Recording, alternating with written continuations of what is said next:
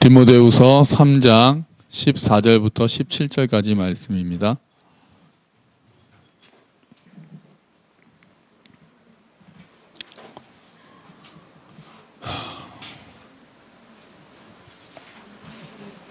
신약 345페이지쯤 있습니다. 디모데후서 3장 14절부터 17절까지 말씀, 우리 한 목소리로 같이 읽어볼까요? 그러나 너는 배우고 확신한 일에 거하라. 너는 내가 누구에게서 배운 것을 알며 또 어려서부터 성경을 알았나니 성경은 능히 너로 하여금 그리스도 예수 안에 있는 믿음으로 말미암아 구원에 이르는 지혜가 있게 하느니라. 모든 성경은 하나님의 감동으로 된 것으로 교훈과 책망과 바르게 함과 의로 교육하기에 유익하니 이는 하나님의 사람으로 온전하게 하며 모든 선한 일을 행할 능력을 갖추게 하려 함이라. 아멘. 할렐루야. 네, 또 비 오는데 또 와주신 여러분 당연합니다. 뭐 감사합니다 할 뻔했어요. 감사는 뭐 감사합니까? 우리가 모여 있는 게 다 감사하고 예배할 수 있는 게 감사한 거죠. 아멘. 아멘. 또 우리 광민 형제 같은 경우는 더군다나 또 이제 서울에 와서 또 휴가도 낼 수 있고 또 같이 예배를 드릴 수 있으니까 또 얼마나 또 감회가 새롭겠습니까? 제주도에서는 그게 더 어려웠는데 또 저희도 좋고요. 함께 예배 드릴 수 있다니까 너무 좋고 또 우리가 함께 예배 드릴 수 있을 때 마음껏 예배를 드려야 될 줄로 믿습니다. 그러면 예배 드릴 수 있을 때 우리가 기쁨으로 예배를 드려야죠. 자, 여러분 그리스도인이 되고 나서 우리가 제일 많이 듣는 이야기 중에 뭐와 뭐 하라고 그럽니까? 그죠. 정답이세요. 또 말씀이 성경 읽고 기도하라. 그게 기본이니까 그래요. 기도는 영혼의 아니에요. 양식 아니에요. 양식은 말씀입니다. 말씀은 영혼의 양식이고 기도는 영혼의 호흡이라고 얘기해요. 그러니까 호흡과 양식이 없으면은 아무도 살아남을 수가 없고 자랄 수가 없잖아요. 그래서 영혼도 마찬가지로 기도하고 말씀을 읽고 할 때 영혼이 호흡하게 되고 영혼이 양식을 먹고 자라게 된다라고 그러죠. 그래서 기본이니까 강조하는 거예요. 사실은 성경이 아니라 우리 신앙생활은 사실 기본기 싸움입니다. 기본이 돼 있느냐 안 돼 있느냐 그거에 따라서 우리가 얼마나 싸울 수 있느냐가 결국은 드러나요. 어려움이 왔을 때 내가 기본기가 얼마나 잡혀 있는가. 뭐 화려한 기술 같은 게 필요한 게 아니라 전에 말씀드렸잖아요. 그 합기도 같은 거 하려면은 여러 가지 막 화려한 기술을 여러 개 배우지 말고 실전에서 써먹을 수 있는 거 한두 개만 확실히 내 몸에 가지고 있으면은 그게 딱 위기의 순간에는 그 몸에 배어있는 기본기가 딱 나오는 거지 막 생각해가지고 막 화려한 거 이렇게 생각할 필요가 없다. 아주 간단한 거, 기초적인 거, 그게 우리의 힘이 된다라고 이야기를 한번 드렸잖아요. 맞아요. 그래서 기본기가 우리한테 있어야 되고요. 그래서 오늘은 말씀에 대해서 우리가 한번 보려고 하는 거예요. 본문이 딱 그러니까요. 디모데후서는 바울의 유언장과 같습니다. 그래서 디모데한테 바울이 이제 편지를 쓴 거예요. 근데 바울은 3장에서 뭐라고 쓰냐면은 마지막 때가 되면은 이러한 일들이 일어날 거다 그러면서 부정적인 이야기들을 많이 합니다. 뭐 어떤 사람들이 이렇게 되고 경건하게 살고자 하면은 핍박을 받게 될 거고 악한 사람들은 더 악해질 거고 속이는 사람들은 더 속일 거다라고 3장에 걸쳐서 쭉 이야기를 해요. 그리고 나서 14절에 우리가 읽었잖아요. 14절에 어떻게 시작합니까? 첫 번째 뭐로 시작합니까? 그러나 너는 but you 그러나 너는 이때까지 앞에 3장에서 이렇게 될 것이다 더 나빠질 것이다 핍박받을 것이다 하지만 그러나 너는 이렇게 해라. 디모데에게 믿음을 가진 너는 그들에게 휩쓸리지 말고 너는 이렇게 살아야 된다라고 이야기를 하고 있어요. 근데 뭐라고 합니까? 배우고 확신한 일에 거하라. 배우고 확신한 일. 디모데가 배워왔던 것들. 그리고 디모데가 배움 가운데서 확신했던 그 안에 거하라. 거하라는 거는 머물러 있으라는 거죠. 그러니까 쉽게 요동하지 말고 네가 배웠던 게 있지 않니? 네가 주 안에서 확신한 게 있지 않니? 그때 네가 받은 은혜들이 있지 않니? 거기서 막 흔들리지 말고 세상이 어지러워지고 세상이 더러워지고 세상이 더 나빠진다고 해서 그럼 내가 잘못 생각했었나? 내가 받은 복음이 뭐가 문제가 있었나? 생각하지 말고 거기서 배우고 확신했던 이 일 가운데서 거하라. 머물러 있어라. 흔들리지 마라 라고 바울이 얘기하고 있는 거예요. 그러면서 너는 네가 누구에게서 배운 것을 알지. 누구한테서 배웠어요? 디모데가 바울한테서 배웠거든요. 너희가 나한테서 배운 것을 기억하지 않니? 그러니까 그 디모데가 배우고 확신한 일이 크게 두 가지가 있는 거예요. 하나는 바울로부터 배운 거예요. 디모데가 거해야 될 것이 두 가지거든요. 하나는 네가 누구한테서 배운 것은 알며 라고 하니까 바울로부터 배운 것에 대해서 바울의 가르침들, 설교들, 교리들, 하나님에 대한 지식들, 바울에게서 배운 거에서 디모데가 흔들리지 말라는 거예요. 배웠던 것들, 그리고 확신한 것들. 그리고 두 번째로 디모데가 흔들리지 않을 수 있는 무기가 있어요. 뭐였습니까? 15절에 보니까요. 처음에 어떻게 시작합니까? 또 어려서부터 성경을 알았나니. 디모데가 흔들리지 않을 수 있는 것, 세상이 어려워져도 배우고 확신한 일에 거해야 되는데 거기서 요동하지 않을 수 있는 무기는 바로 어려서부터 알았던 성경 말씀이에요.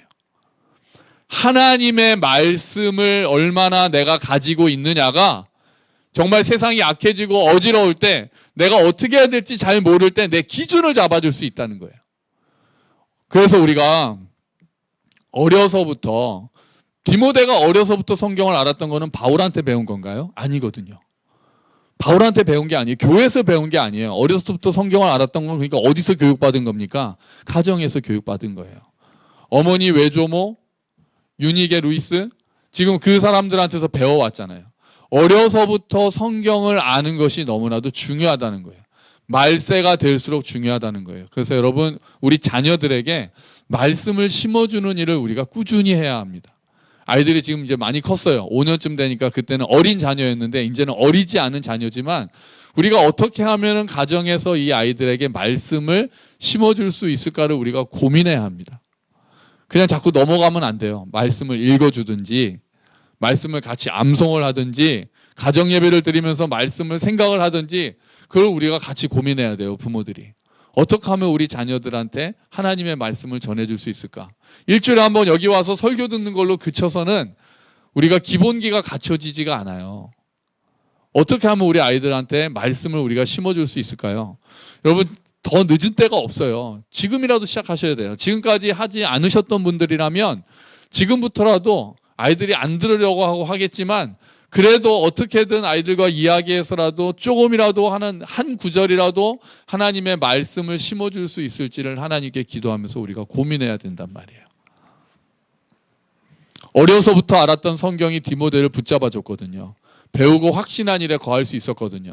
바울로부터 받은 가르침과 어려서부터 알았던 성경 두 가지의 무기가 디모데를 움직이지 않게 해줬기 때문에 우리가 그 한 가지 무기는 가정에서 또 한 가지 무기는 교회에서 우리가 나누어 줘야 하는 겁니다.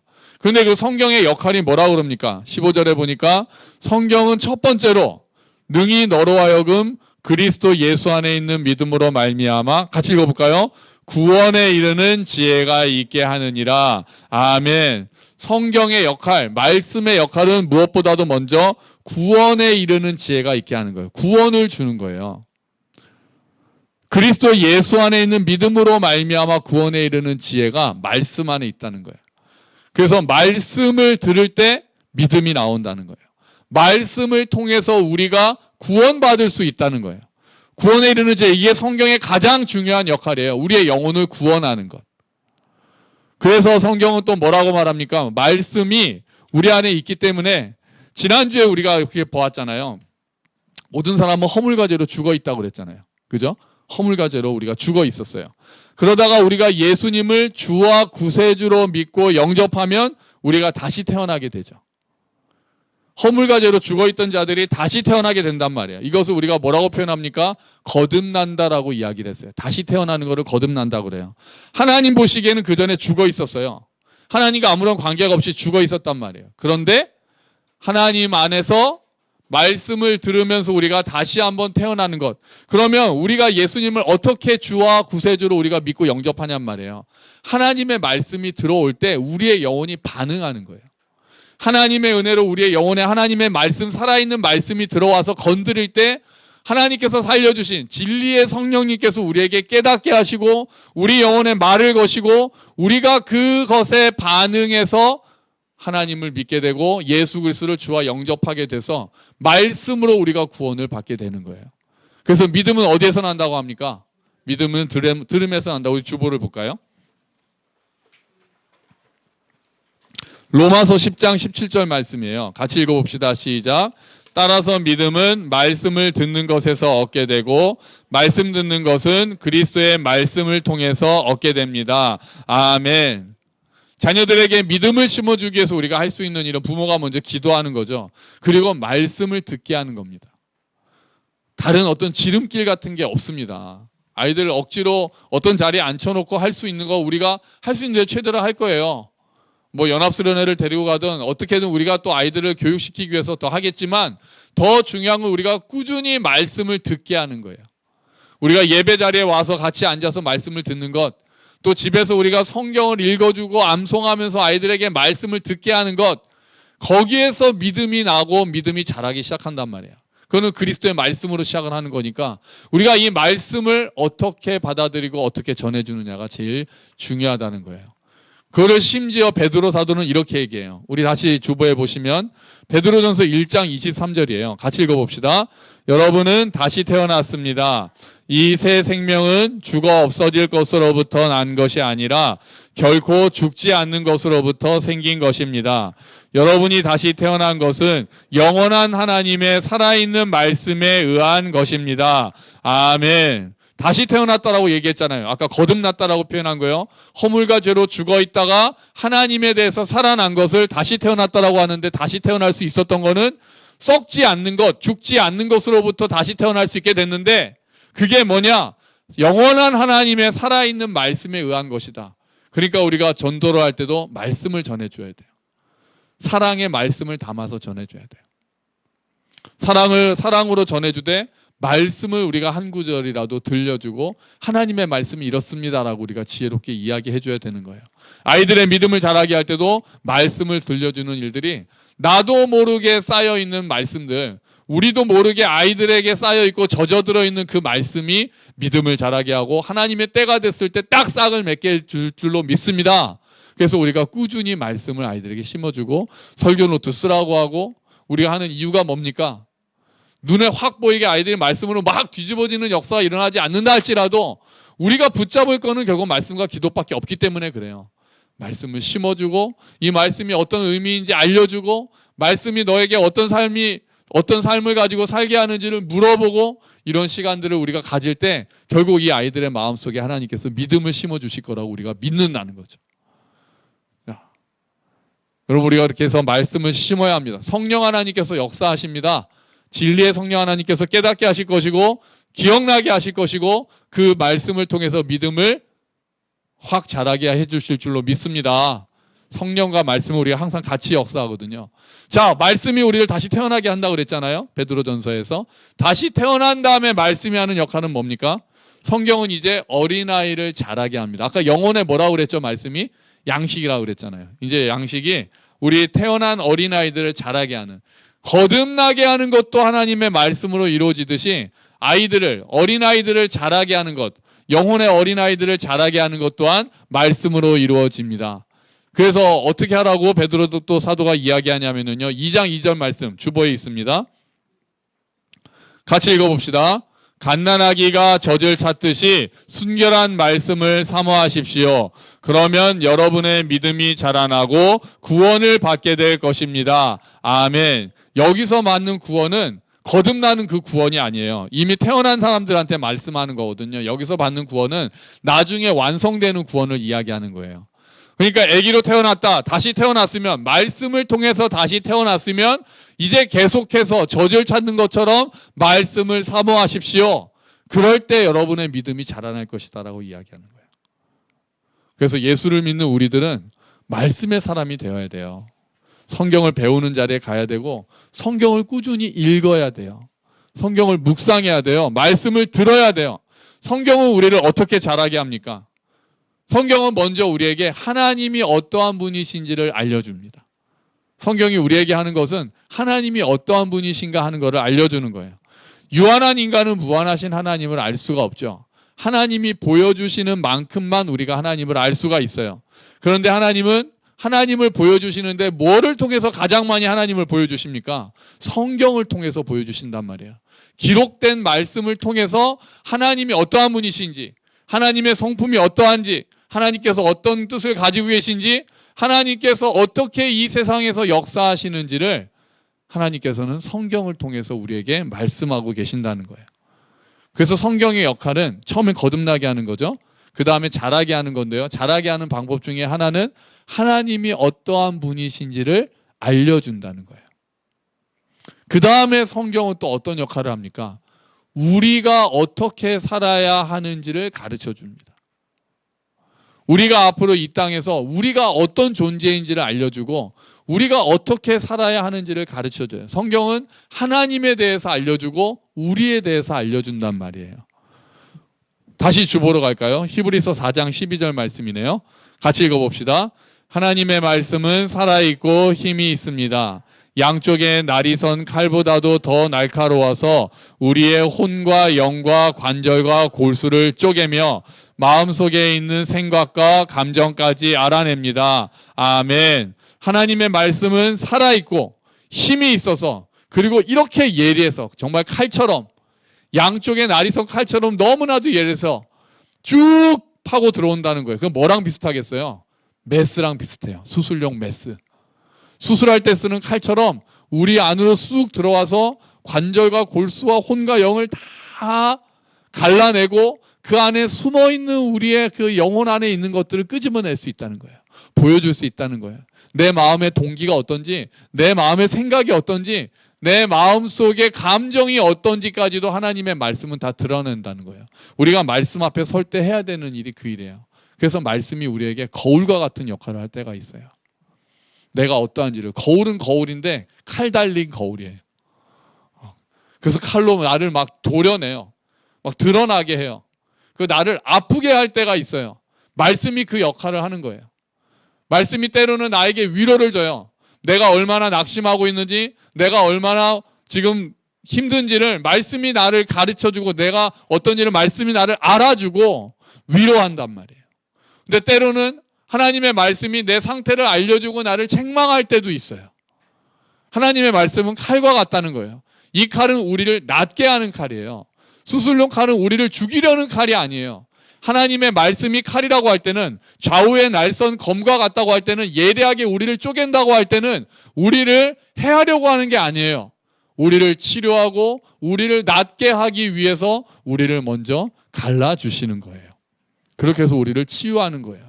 그러므로 우리가 성경을 읽을 때는 하나님 오늘 나에게 뭐라고 말씀하시는지 제가 듣겠습니다 라고 경청하는 자세로 하나님 말씀 앞에 서야 합니다. 성경을 읽을 때도 경청하는 자세로 우리가 하나님 앞에 말씀 앞에 서야 된다는 거예요. 물론 성경은 일단 무조건 뭐 하는 게 중요합니까? 무조건 일단은 읽는 게 중요해요. 일단은 읽어야죠. 안 읽으면 뭐 경청이고 뭐가 아무것도 없잖아요. 일단은 읽어야 돼요. 성경 말씀을 우리가 읽어가는 거예요.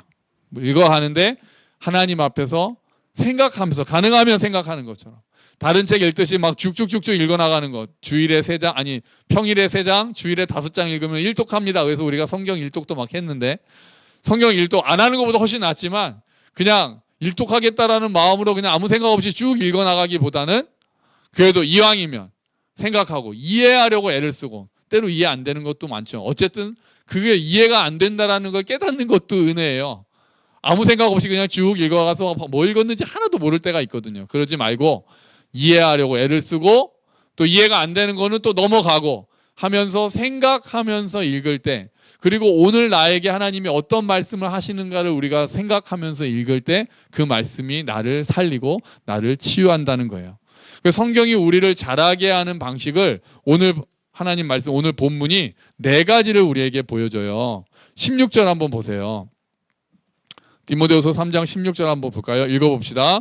모든 성경은 하나님의 감동으로 된 것으로 교훈과 책망과 바르게 함과 의로 교육하기에 유익하니 아멘. 4가지가 나왔잖아요. 교훈과 책망과 바르게 함과 의로 교육하기. 교훈은 어떤 거예요?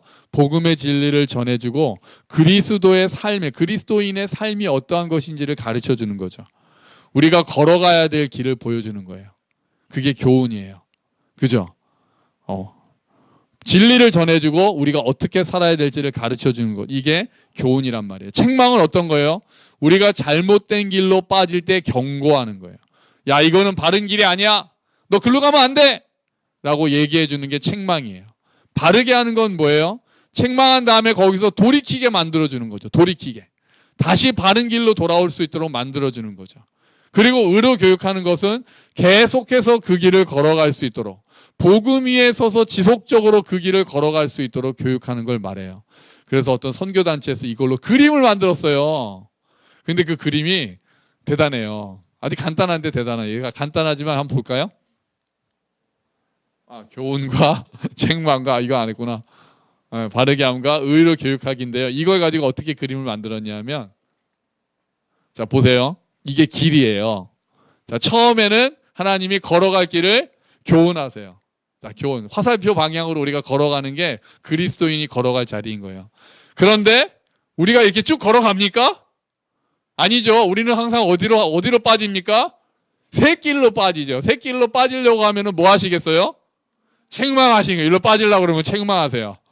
책망한 다음에 책망만 하고 때리고 하는 게 아니라 그 다음에 어떻게 해야 되겠어요? 바르게 해야 돼요. 그래서 돌아갈 수 있도록. 이쪽으로 내려가지 않고 완전히 이쪽으로 내려가지 않고 다시 그 길로 돌아갈 수 있도록 바르게 한단 말이에요. 그 돌아간 다음에 이제 어떻게 해요? 의로 교육한다는 거예요. 그림 잘 만들었죠. 누가 만들었는지. 처음에 교훈해요. 자, 예수님을 따르는 길은 이 길이야. 그리스도인의 길은 이 길이야. 딱 그래서 그 길을 걷도록 도와줘요. 화살표를 따라서 쭉 걸어요. 근데 우리가 걷는 교회잖아요. 함께 걷는 교회. 함께 걷다가 함께 빠져요. 함께 샛길로 빠져요. 자, 그랬더니 책망하시네. 책망. 그 길 아닌데. 그 길은 잘못된 길이야. 책망해요. 책망하신 다음에 바르게 하는 거예요. 다시 돌아가도록. 아까 그 길로 돌아가도록 바르게 하시는 거예요. 그리고 의로 교육해서 계속해서 이 길을 걸어가도록 하신다는 거예요. 잘 만들었죠. 잘 만들었어요. 간단한 길이지만.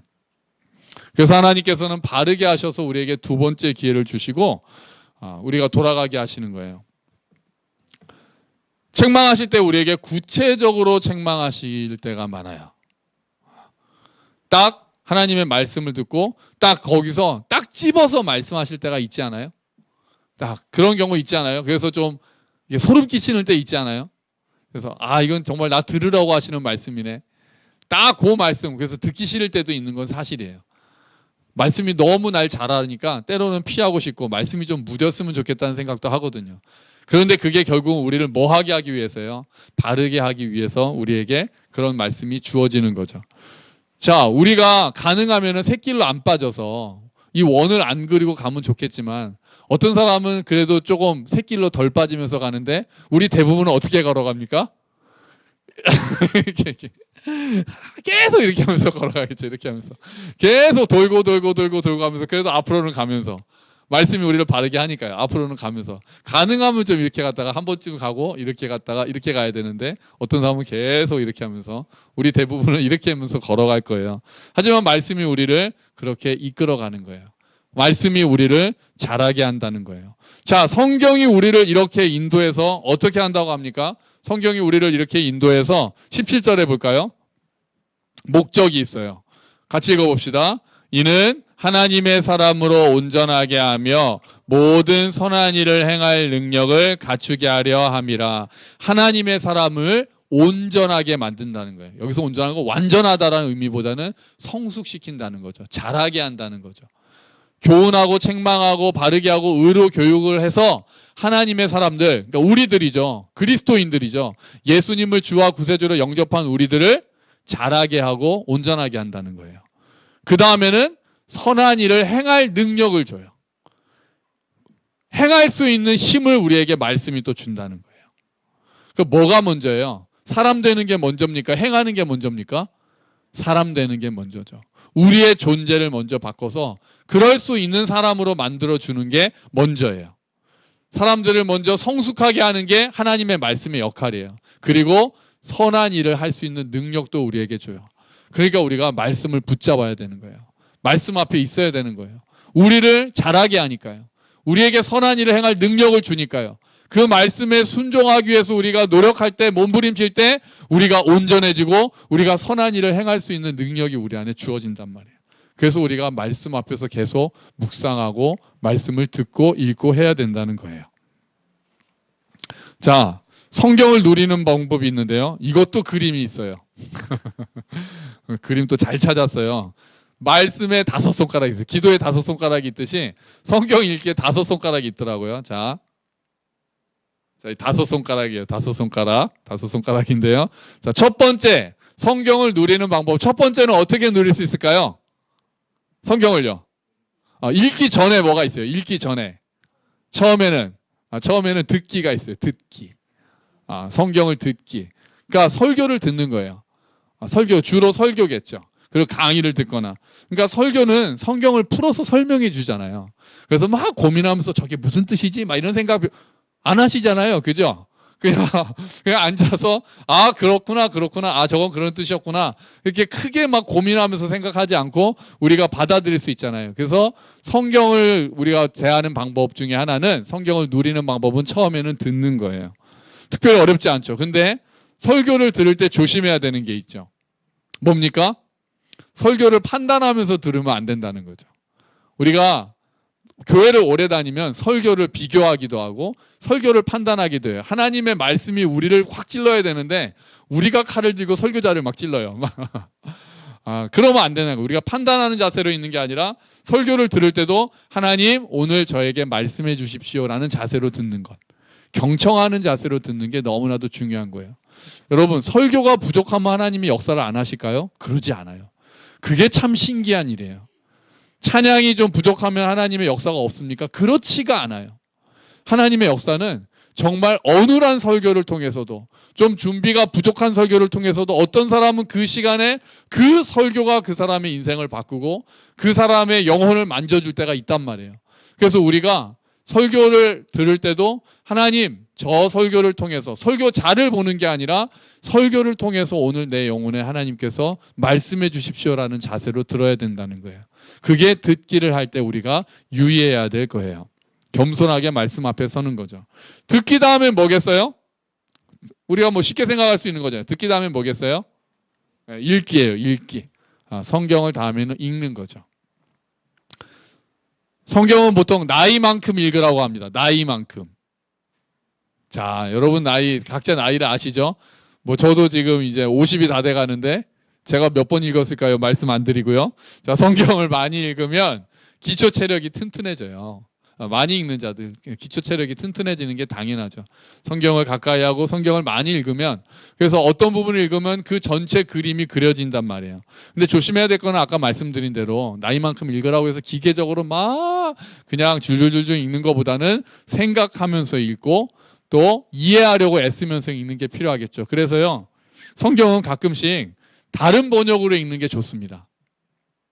네.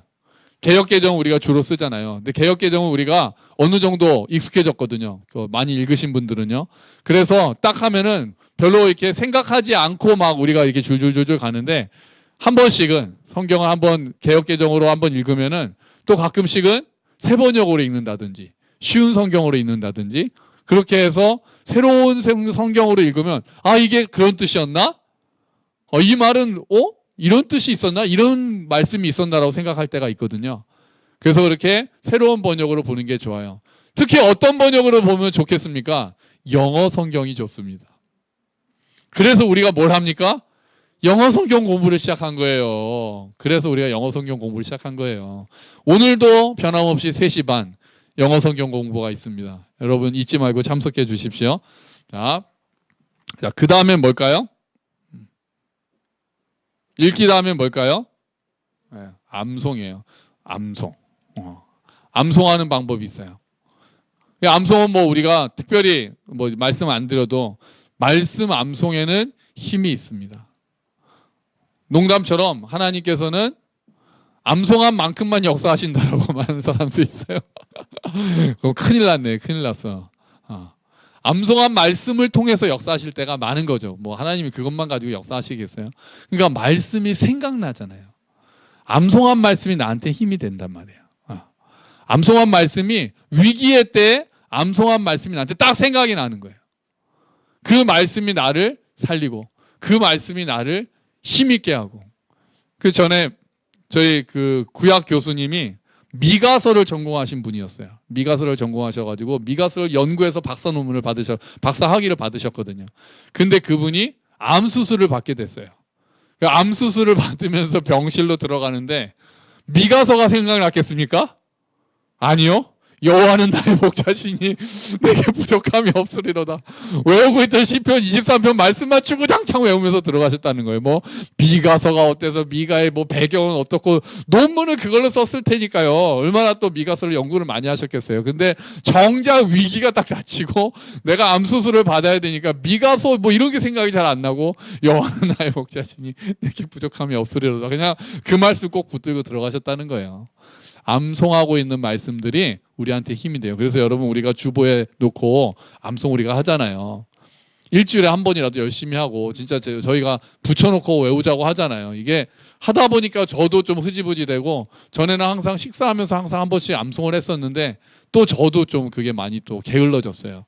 다시 한번 암송하는 것, 말씀 암송하는 거 우리가 신경 써서 어떤 분들은 보니까 이거 계산하더라고요. 이번 달에 우리 가족이 나와서 암송하는가 안 하는가 순서를 봐가지고 이번 달에 우리 가족이 암송한다 그러면은 열심히 암송하고 그러지 않을 때는 그냥 이렇게 그냥 읽는 걸로 끝나는 분들이 제법 많은 걸로 알고 있습니다. 뭐 아멘이에요. 딱 걸리신 거예요 지금. 딱 이렇게 하면은 그러시면 안 돼요. 암송하세요 암송. 우리가 같이 암송할 때 해야죠. 아멘 하지 마시고 암송하고 아멘 하셔야죠. 네. 암송이 힘이 돼요. 암송이 말씀을 외우는 것들이 힘이 돼요. 네.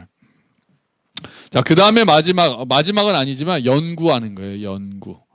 연구하는 거죠. 연구는 이제 좀 더 막 배경 지식도 배우고 막 이제 그렇게 하는 거예요. 여기에 한 가지가 빠져 있어요. 저 쓰기가 일기에 들어간다고 이렇게 볼게요. 필사한다는 거요. 필사한다는 거는 그 말씀을 그만큼 더 마음에 새기는 거고요. 여기서 중요한데 엄지손가락이 지금 아직 안 나왔잖아요. 엄지손가락이 뭐가 들어갈까요? 맞아요. 묵상이에요.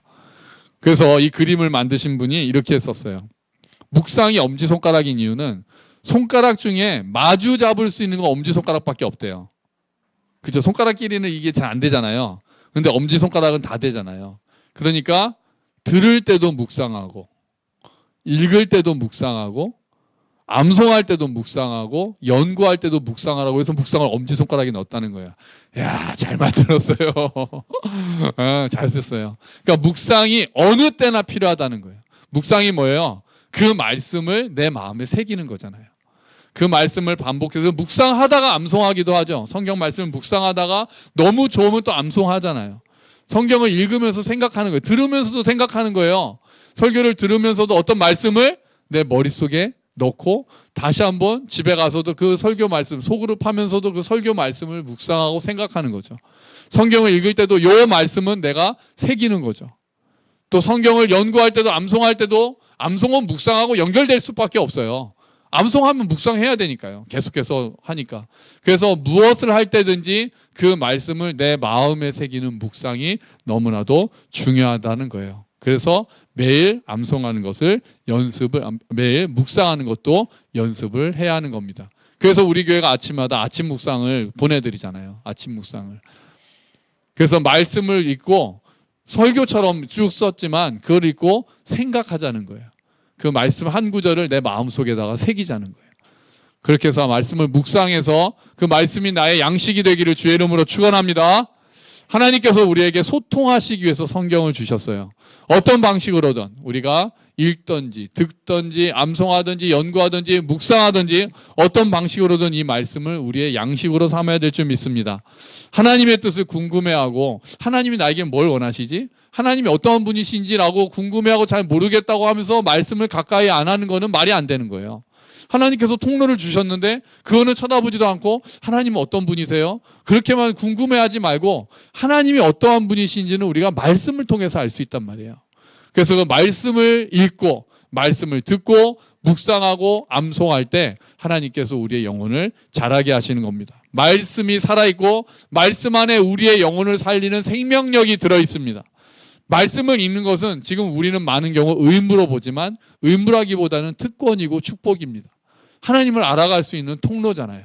여러분, 말씀을 통해서 꾸준히 읽고 묵상하고 암송해서 하나님을 우리가 더 많이 알기를, 그리고 우리가 어떻게 살아야 되는지를 깨닫고 그대로 순종함으로써 하나님께서 우리에게 예비하신 복을 많이 누릴 수 있게 되기를 주의 이름으로 축원합니다. 아멘. 우리 같이 기도하죠. 하나님, 우리에게 선물 말씀을 주셨습니다. 그런데 우리가 이 말씀을 가까이 하지 않고 있음을 고백합니다. 주님, 하나님께서 주신 말씀 우리가 더 사랑할 수 있도록 송이꿀보다 더 달다고 했던 다윗의 고백처럼 하나님의 말씀을 주야로 묵상하는 우리들이 될 수 있도록 주님 도와주십시오.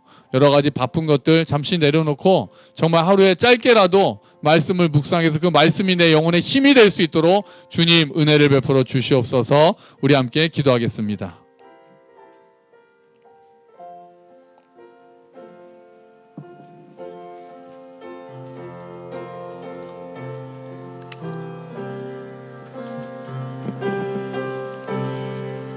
아버지,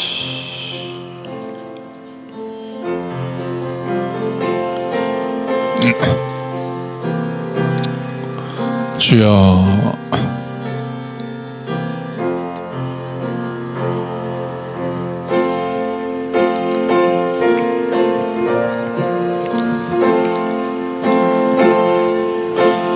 오 아버지, 도와주시옵소서. 하나님 은혜를 베풀어 주시고 하나님 우리에게 주신 것들을 보게 하여 주시옵소서. 감사합니다. 주님.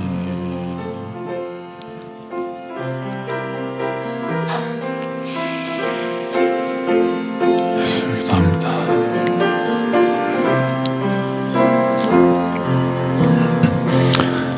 하나님 아버지 감사합니다. 우리에게 선물을 주셨습니다.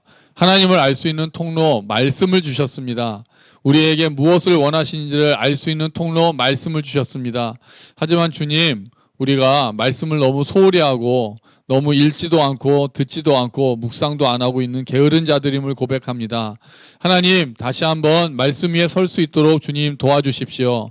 말씀을 읽을 수 있는 기회를 주시고 무엇보다도 좀 마음을 먹을 수 있게 해주셔서 우리가 말씀 앞에 서는 훈련을 할 수 있도록, 그래서 기쁨으로 말씀을 받아 누릴 수 있도록, 말씀을 통해서 하나님을 알아가는 특권을 누릴 수 있는 자들이 되도록 주님 은혜를 베풀어 주십시오. 말씀을 읽을 때 그 말씀의 생명력이 우리를 회복시켜 주시고 진리의 성령님께서 깨닫게 하셔서 이 말씀이 나를 자라게 하고 이 말씀이 나를 세우고 이 말씀이 나를 회복하는 것을 경험할 수 있도록 주님 은혜를 베풀어 주시옵소서.